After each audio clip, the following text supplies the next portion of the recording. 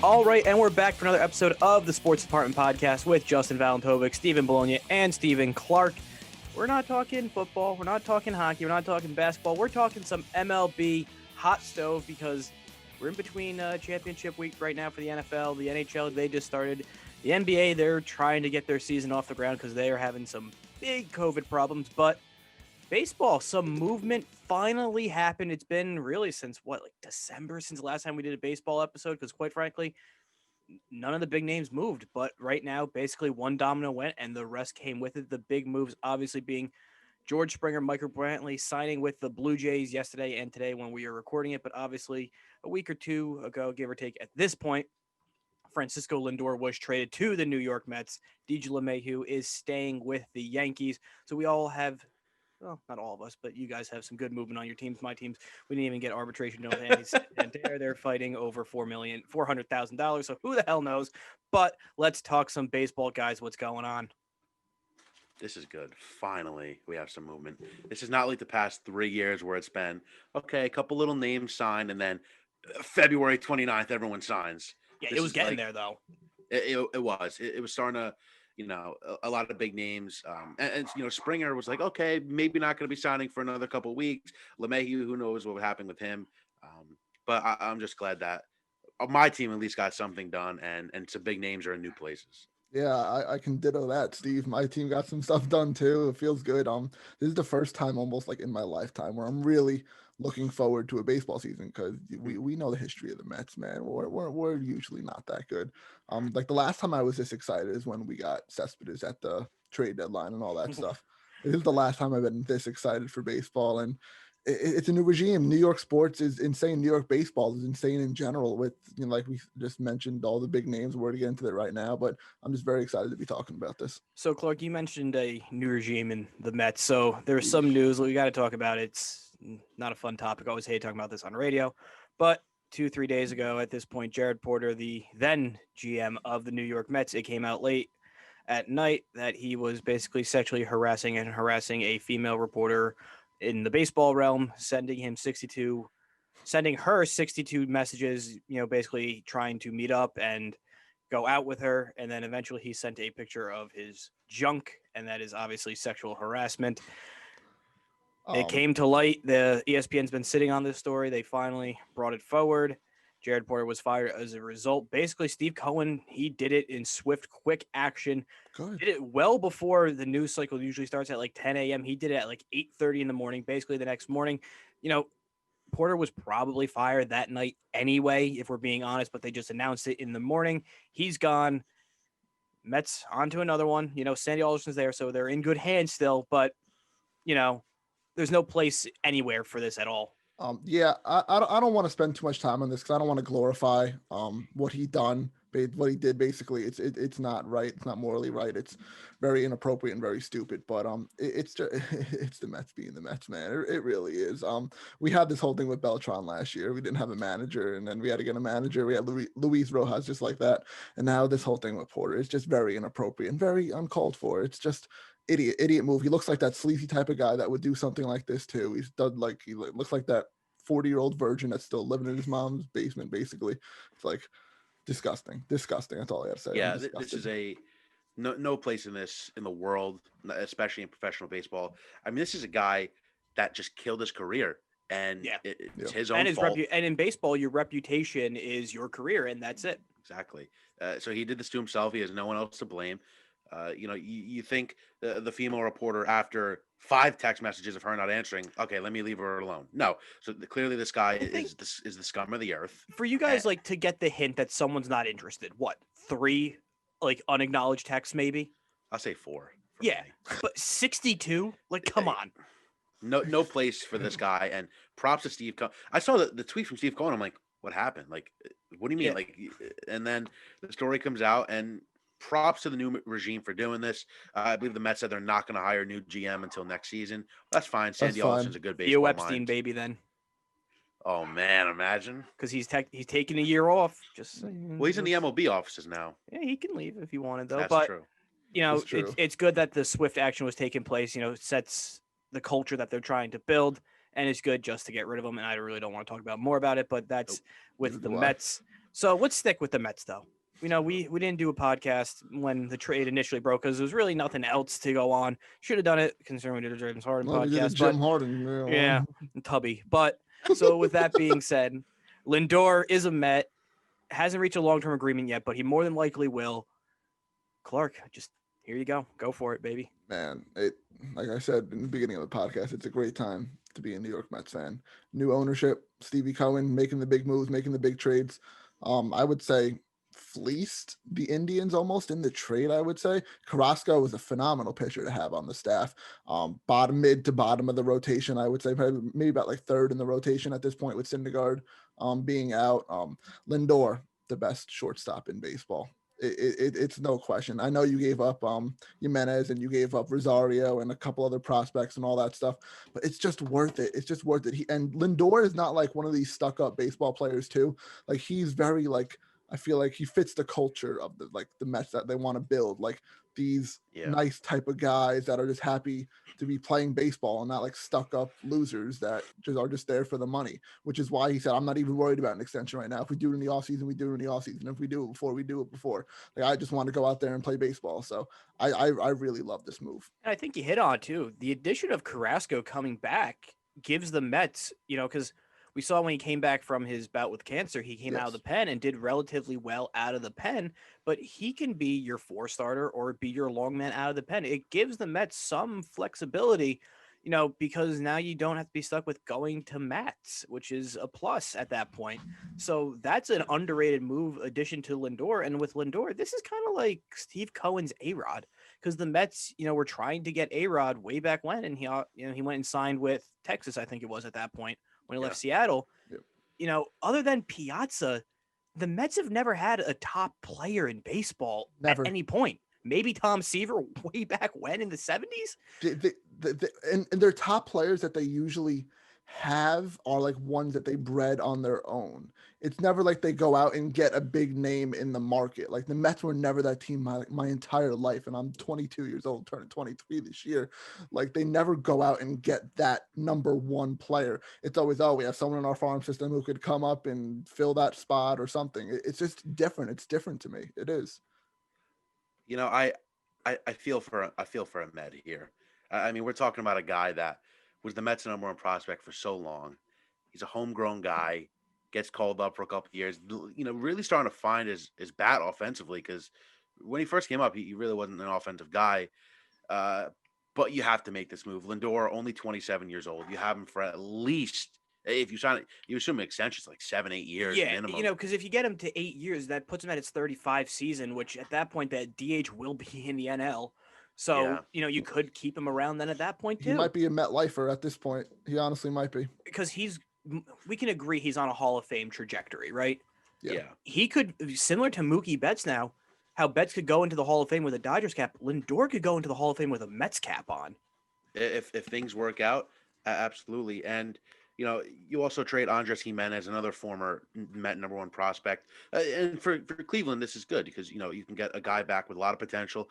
Jimenez finished top 10 in Rookie of the Year voting this year. You get a couple guys with potential. But the fact that the Mets snuck Carrasco out of this deal, we're talking about a true warrior here, a guy that beat cancer, someone that is going to come in, veteran leadership, and give you 5-6 solid innings every single time. I mean, I don't know who facilitated this move. Maybe Jared Porter, who knows?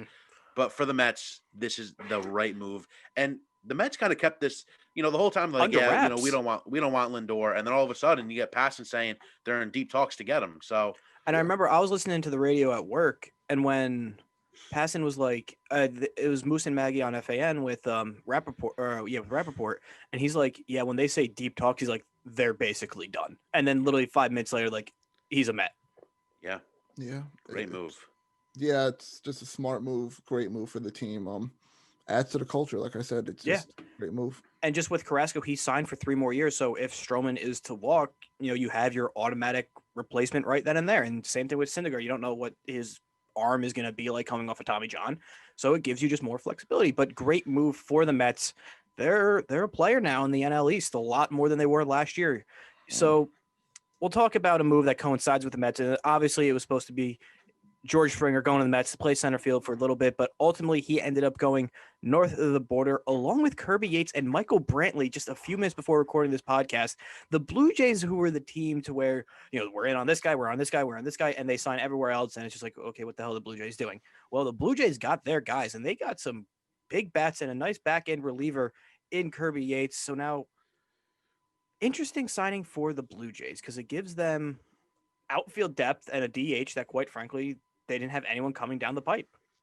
So they're going to be competitive. I don't think they're going to take the throne for the Yankees from the East, but they're definitely a wild card team now. Yeah, and this is a team with, we all know their young talent that they have. Brantley is a guy that batted .311 last year. He's always been just a consistent over 300 hitter that's going to provide a really good spark. You could bat him at the 2, the 3, the 4, or the 5, wherever really you want to. And Springer's an interesting one because we've never seen him not play with Houston, and we all know what Houston's known for with the cheating scandal. And to give a guy 6 years, he's going to be 38 at the end of that contract, $150 million. I mean, I think it's the right move just because you never pass on a talent like that. For Springer, though, I'm surprised he does go to Toronto. Obviously, money talks, and apparently the Mets only offered about 125, so another extra 25 million. It was nice. I assume it came down to the extra year on the it's basically the extra year at that point. Had to be. Because you subtract. If you take away the 6 year, it's the same exact deal as the Mets. Then 5 for 150 or 125. But yeah. Yep. And with Toronto, when you play in Toronto, but apparently, actually, I think they have to play in Buffalo again. Yes, because Canada doesn't want them, similar to how the Raptors are in Tampa Bay. Yeah. Well, that's why they have the all-Canadian division in hockey, because they don't want anyone coming and going. Exactly. So I think the tax is how not going to. How far is Buffalo from Connecticut? I don't know. Because that was a storyline where probably a lot closer than Citi Field if he decided to go there. Because that was a storyline where Springer's like, yeah, I want to play closer to home. He's obviously a Connecticut guy, and it's like, okay, well, that was a lie considering Toronto's 8 hours away and Citi Field's 2.5. So that's fun. But Clark, how does this make you feel now? It makes me scared for all the other teams in the division. It's a really tough division, if not maybe one of the best divisions in baseball. You never know. You know what you're getting out of the Rays and the Yankees. You're going to get dominant. You're going to get 2 great teams there. Blue Jays are on the come up, and then of course the Orioles. I mean, they're 2027 World Series champions, beating the Giants. The Orioles, the orange and black World Series, baby. Sign me up. I do think it was the right move, though. Springer is a phenomenal outfielder, phenomenal center fielder. He's one of the best in the league too, and to be able to get him along with Brantley, and they have that chemistry between Springer and Brantley already being really good friends, and having those guys running the outfield, it's going to be a fun time to be a Rays fan too. Now, the impact on the Mets is obviously they don't get a center fielder now. At least the center fielder they wanted, right? Pain. But there's still a cheaper option, Jackie Bradley Jr. And what this does now is, say, not putting Springer on the books for $25 million for 5 to 6 years. If that means you can throw that at a Conforto re-signing and a Lindor extension, then the move of letting him go to Canada was the smart move long term. Then, if that's what they're planning on. I 100% agree. Of course, I wanted Springer. Springer is very good. We've seen that in Houston, despite, like we said, with all the cheating scandals and all that. But if they can, like you said, extend their guys that are home, like that are really good right now, and maybe get a little Kluber signed with the Yankees. If we get someone else, about that. Maybe if Tanaka wants to come doesn't want to go back home, wants to switch sides in New York. Man, if they can put that money somewhere else and just work on what they need, it's worth it. It's worth it for the Mets. And I know it's just like, it's hard to say though that it's worth it, but because you wanted him, but it's just it'll be worth it in the long run if they make the right moves. Put it that Buffalo way. to Connecticut is 6 hours, so not that much closer. But yeah, the Kirby Yates deal is kind of interesting because they they traded Roberto Osuna a while ago back to the Astros after his whole off the field issues, and they just dumped him, and they didn't really have a closer. And now, this is a team who really didn't have that much of a bullpen. It's only a 1-year deal, so it's basically if they go in the toilet, they can trade him and flip him. That's what it seems like this type of deal is. Yeah, that surprised me that Yates would not want to sign with a contender, because Toronto still not a World Series contender just yet. obviously we don't know what the season can bring and I'm injuries and surprised stuff. with all the move the Padres are making, let him walk, but that's besides the point. Yeah. 1 year, I think it was like 8 million or something like that. I'm surprised Yates didn't go to, a team like the Mets, the Yankees, Tampa Bay, something like that. But Toronto gets a really good back-end reliever. Yates had a tough year last year, but the year before that, he was the top dog in the league. So, props to the Jays for getting him. And if they could Yeah. flip him for a top prospect, I mean, screw it. Yeah, and this is Yeah. really like the first time though we've seen the Jays actually load up on talent since the whole David Price, Troy Tulowitzki era. So they're trying, they're going for it, which is good, and Tough. they're kind of like the Reds, but blue. Yeah. But well, you know how the Reds were like a younger team, and they just kind of went through money at free agents to try to move the thing along. That's kind of what this. It seems like what the Blue Jays are doing at this point. Yeah. But that's Canada. So let's stay in the AL East. Uh-oh. We're heading to you, Stevie. The Let's do it. Yankees. They got two good signings. And the biggest one is obviously bringing back DJ LeMahieu for a 6-year, $90 million contract, I believe, right? Yep. Which is an absolute bargain for him because that's about $15 million a year when he was looking for 20 to 25. So the market for DJ clearly just wasn't there, and he just wanted something done, it seems like. And coming with that signing was also Corey Kluber coming to New York after a 1-year deal. Was signed for Yeah. what, like 10 to 11 million? 11. Yeah. So Yankees boosting the rotation a little bit just because they're obviously not bringing back Paxton. Tanaka seems to be going back home over to Japan. So that ship has kind of sailed with Tanaka coming back. So right now, depending on if Severino's available or not, Kluber's your 2 behind Garrett Cole. Yeah. If the Yankees can somehow still get another starting pitcher or a couple, that'd be really helpful. But I'm just happy. You have the Yankee fans that say it's bad to re-sign LeMahieu. But you look at this and say, okay, you don't really re-sign LeMahieu. You say you move Glaber to second and you sign Didi Gregorius. You're telling me Didi Gregorius is going to match the production of DJ LeMahieu with 330 hitter that's going to hit 15 to 20 home runs and 100 RBIs. It's just not realistic. LeMahieu was looking for 5 for 125, and they settled on 6 for 90. You assume that 6th year was some helpful in there. Again, age 38 season he's going to end his contract with, but I'm just glad that they got it done. Props to LeMahieu for wanting to stay with the Yankees, being loyal. I don't think he started listening to offers from other teams until a couple days before. A few days after Christmas, I think, around like that time frame. Yeah, Maybe. something like that. Props to Brian Cash for getting this done. And Corey Kluber, the Yankees do get a starting pitcher, but in reality, it's the riskiest one on the market. He threw a showcase for 28 some teams, and he threw more pitches than he threw all last season. So you could potentially maybe get Cy Young Corey Kluber, or you can get Texas Corey Kluber. You never know. Yeah, the ceiling and floor is oof, but it's only a 1-year deal. So if it Exactly. completely falls apart and is a disaster, he's gone. No harm, no foul long term. The experiment didn't work. But I like the Kluber signing because it just gives some depth. Something.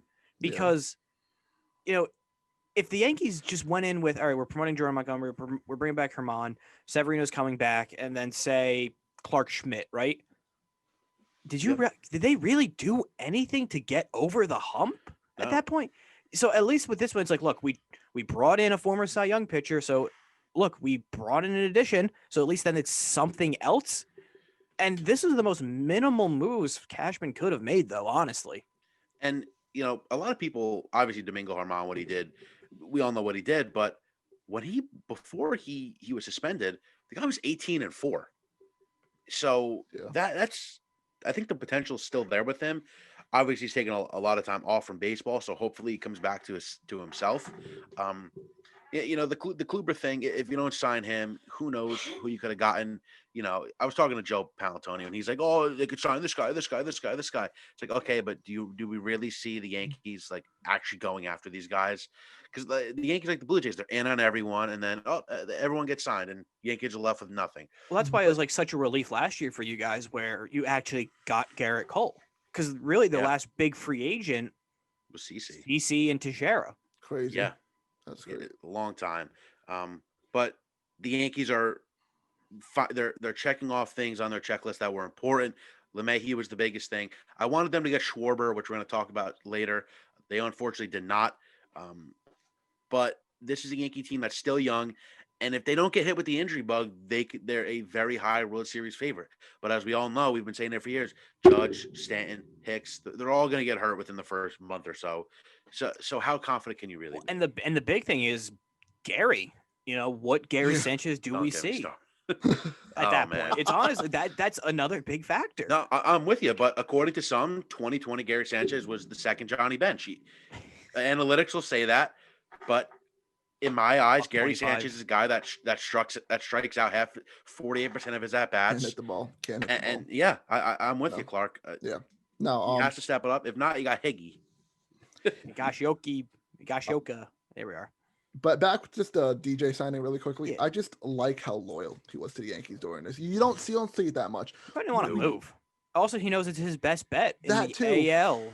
Long He term. knows there's something special there in New York with the Yankees. He knows they have a chance to go to the World Series, like Steve just said. And we just saw Springer just take the more money with the Blue Jays over the Mets. You don't see that much where the guy basically takes less money just to come back. And even though probably other teams were offering him probably a little bit more than the Yankees were, but he decided, no, there's something special here. I like the culture here. I like what's going on. We have a chance to win a championship. I'll take less money and whatever. And if we get someone else, which they did get Kluber, and who knows who else they're going to get, there's still plenty of time to sign more free agents and make trades. There's a chance to even stack this team even more and win a World Series. So props to him, honestly. Are they the favorite right now to come out of the AL after these two moves? Yeah. I think Tampa Bay has taken a severe decline, losing Snell and Morton, and they haven't made any moves. So I would say so. And apparently the Yankees were in on Luis Castillo from the Reds, but the Reds asking for Gleyber Torres it's a little unrealistic. So It's a fair offer, though. It's fair, but it's unrealistic to happen. Yeah, especially from the Yankees' point of view. Yankees, they don't want to lose him. Chicago, those are up there for me. Yeah. And agree or disagree, Tanaka's done in the MLB. Do you think he's going back to Japan? Yeah. Yes. And I think one of those teams are going to throw him a couple million. A lot of millions. It's a miracle with Tanaka that his arm never fell apart like people thought it was going to when he first came over. Yeah. His Yankee legacy was honestly saved by his performances in the postseason towards the end of it. He was really good for a long time for us. Never really got hit with the injury bug, like you said, Justin. We always knew that. Didn't he pull both quads, like rounding third or something? Something like that. But for what he was expected to be, he certainly didn't live up to that hype. But yeah, you got to thank him for staying with his team for a long time and staying consistent for a long time. All right, so let's move things along. You alluded to it before, Steve, Bologna, where you wanted Kyle Schwarber for the Yankees. Lefty bat, that short porch. Bryce Harper-esque would have fit perfectly in that thing. Someone could go on for, an entire segment of a show talking about that lefty porch. But Kyle Schwarber and Josh Bell, surprisingly, all got moved over to the Washington Nationals. Interesting moves for the Nats where they're kind of in a weird space of competing but rebuilding. What do these moves do to move the needle for you guys for them? Clark, I'll let you go. Not much for me. It's good additions, but it just doesn't do much. There's still so much work to be done with this team. Yes, they have a lot of young talent. They have Juan Soto, one of my favorite players in the league to watch. But it's not enough yet. They compete in that division with the Phillies, who are on the rise. You got the Mets. You got a lot of other very capable teams that are capable of winning the division. I just don't think it does it for them yet. You look at a Nationals team, finished 26-34 last year, same record as the Mets. The Mets got better. Miami was a little bit of a fluke. I think the Nationals will finish about number 4, number 3, maybe, depending on Philly and what they do. Schwarber, good player. Only a 1-year deal. Yeah. Good power bat. Josh Bell had a good half a season 2 years ago, and nothing else ever since. So this is a team that needs Juan Soto to go off. This is a team that needs Trey Turner to go off. But Matt Adams isn't there anymore. Zimmerman's been gone, so they need a first baseman, and Bell fits that bill. Yeah, with Bell, I was looking at his just whatever he is, like Wikipedia. He's wearing number 19, so it's weird not to see him in 55. But with the Schwarber move, what it does is same thing with the Kluber move, where if it's a disaster, it's a 1-year deal, you're out from under it, you can move on. But if he's good and the Nets aren't, in a wild card hunt, they can trade it for something. And Bell, I think, has like 1 or 2 years of arbitration left. So it's a similar thing where he could be there for a little bit longer, but also you could flip him for a little bit more prospects depending on how he performs. Yeah. Yeah. And this is a Nationals team that if they start hitting the tank button, they might have to start unloading some players. Yeah. I And think so. they're close to where they might have to. I think Scherzer might have to be on the way out soon. I think his contract's up at the end of this year or next year, I think. He should retire. Yeah, I don't see him getting another contract because he's like 36, 37 at that point. And you kind of see Verlander where he's in his 38th season and his arm went kaput. So we don't really know what he's doing, how he's coming back. Yeah, but the Nationals, they can compete, and these what these moves are, just to keep them treading water, maybe better than the Mets, not really after the Lindor move, but maybe 4th to 3rd in the East. Who knows at that point? But let's head all the way out west to the San Diego Padres. They are being uber aggressive, and they're loading up on arms upon arms upon arms. Yu Darvish traded from the Cubs to the Padres, and Blake Snell surprisingly traded from the Rays to the Padres. They have a great rotation, even though they don't have Clevenger now. But still, Chris Paddock, Yu Darvish, Blake Snell is one of the best rotations in the NL, aside from like the Nationals as a complete 1 through 3 starters. And they just traded for Joe Musgrove too, another really capable starter. This is interesting. I mean, they're going for it. I think their offense could still use some work. I mean, Tatis, we know what he is. Machado, we know what he is. Justin, especially you. I miss him every day. This is a team that if they don't win it this year, they get Mike Clevenger back next year, and this is probably the most dangerous 1 through 4 in the entire league. Screw it. I mean, this is a young team. They had a lot of prospects to give up. Get everyone. Who cares? Well, that's the thing. This is my World Series favorite right here. Looking at the team, you have Tatis, you have Machado for the long haul, even though, Machado can, opt out. I think it's after 5 years, maybe. But you still have 2 big bats for 5 to 6 years. It seems like they're going to work on an extension for Tatis like now, and he could get 13 years, which at that point, tied to the same length as Machado. Machado only went there because he wanted to play with Tatis. They realistically could have 2 shots of windows of going for a World Series title. Yeah. No, I agree. I just wanted to, sorry to change the subject really quickly, but Passan just tweeted out that there is not an agreement between Michael Bradley and the Toronto Blue Jays right now. Interesting. The Blue Jays are among teams still in on Brantley, but the deal may eventually get done, but it's not finished. So that is not official. Thanks, wow. Jeff.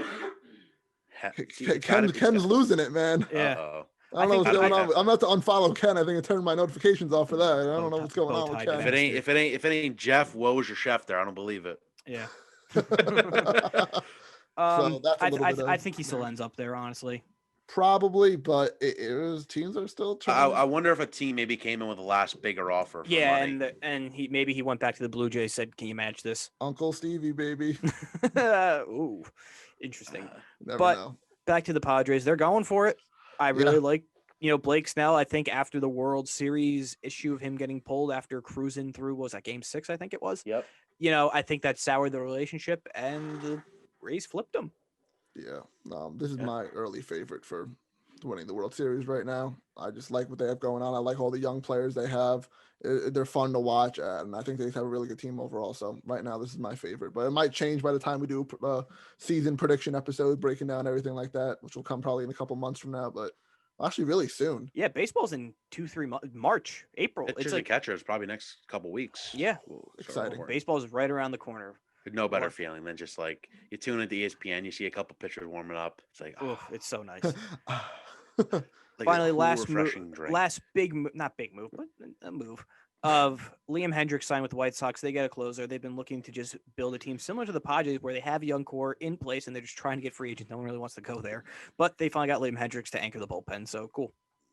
Yeah, probably the top reliever in the game when he's on top of his game here. So big move by the White Sox. Another team making big headlines this offseason, loading up on the starting pitching, and another team to look out for. Jesse, as Jesse Norman would say, you got to look out for them White Sox. Absolutely. And real quick before we wrap up this episode, we have a few free agents still on the market, a few big names. Trevor Bauer, where do you guys think he's got one? Man, I forgot about him. He's going to be a Met. You think so with the Yes. Springer going with the bye-bye? Springer gone, the extra money there. Sign Conforto, sign Lindor, get Bauer. Yeah, but we just said that if the Mets got Springer, it would have been harder to re-sign. Well, Bauer said he's good with playing with 1-year deals. He's such a little troll, that guy. Yeah, he is, right? He's so bizarre. I think that's the last final move that Stevie makes before the season starts. I think Bauer. The Los Angeles Angels of Anaheim come in. They finally get their pitcher that they've been looking for since and they snag him. I could see them throwing like a 2-year, like 60, like something insane on the table. And welcome to Anaheim. Yeah. Next name, another name I quite frankly forgot about as well. JT Realmuto. Just nothing Phillies. really. You think I think he stays with Phillies. He stays too. Yeah, I think he does. Yeah, him and Harper are boys. On him. Nah, and it sounded like they're ready to give him like over $100 million for a catcher, which is insane. That's which is ridiculous. That's why we lot of money. Got out of that situation.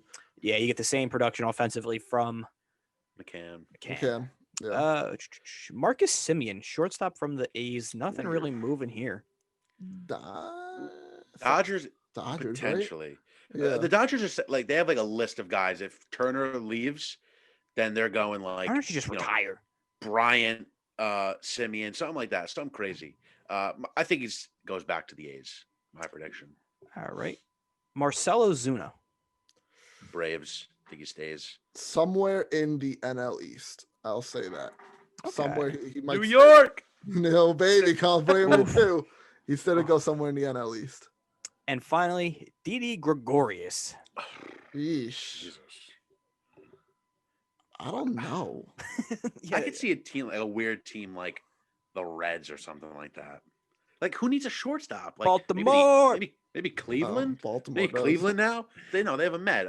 And Jimenez. They got like 6 shortstops in that trade for Lindor. Yeah. Baltimore, baby. We need a shortstop. Honestly, it can't be Richie Martin. Didi might stay. He might stay too. Go back to Philly? I think so. It makes sense. Who else? They traded like every shortstop prospect for Gene Segura. I think he stays too. Right. Yeah. And finally, there's a possibility of Chris Bryant being traded because he's a free agent at the end of the year. We've seen the Cubs tearing it apart, clearing money just because they're done with that core. They should have gotten a lot more World Series, but they didn't. Does he get moved? And if so, where? I'm going to say a hard no on him getting moved. Maybe at the deadline, though. If they're not in playoff contention, they have a chance to blow it up.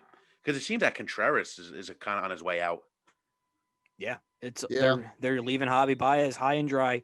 But I think he's a Met. Ooh. By September 1st, he's a Met making a postseason push. I would love it. I can see him becoming a Yankee, honestly. I really see the Yankees making a trade. I really do. Gio Urshela, what a fella. Urshela, Frazier, and Duhar, and like maybe Florial, something like that. For a rental. I mean, if you can, you'd have to lock him up. Whoever trades for him, if they're content, they gotta lock him up if they're giving him that much money. But who knows? We need a third baseman. I think the Mets. I think it's the Mets. I think one way or another, he ends up on the Mets, either via free agency or trade. You guys have Brett Beatty. Just wait, Clark. Trust me. Brett Beatty, trust me. Oh, baby. Well, that's our Hot Stove podcast. We'll be doing a lot more of these because, like we talked about, pitchers and catchers are reporting to spring training in just a few days, weeks at this point. I can't wait. I love talking baseball. We're almost there. We're almost to the springtime through this hell of a winter. Yeah.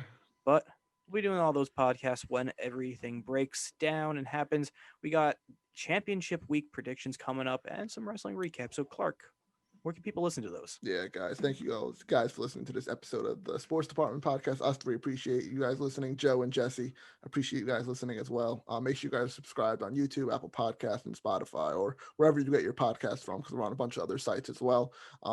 Make sure you guys follow us on our social medias on Facebook, Twitter, Instagram, and TikTok at Sports Dept Pod. That's Sports DEPT Pod. We got other podcasts coming this week, like Justin said. We have championship round, we have wrestling recap, and breaking down the championship round. Oh, you doing a UFC podcast? We are. Oh, nice. Tomorrow night we will be filming it. Me and the Fib podcast too, because the whole Conor McGregor coming out of retirement for the 45th time. So Ignorance. that's cool. We're looking forward to that on Saturday as well. Dana White shutting down all the streams isn't fun, but if there's a will, there's a way. We'll all watch it somehow. But that does it for this episode. Thank you guys for listening. We'll see you in the next episode.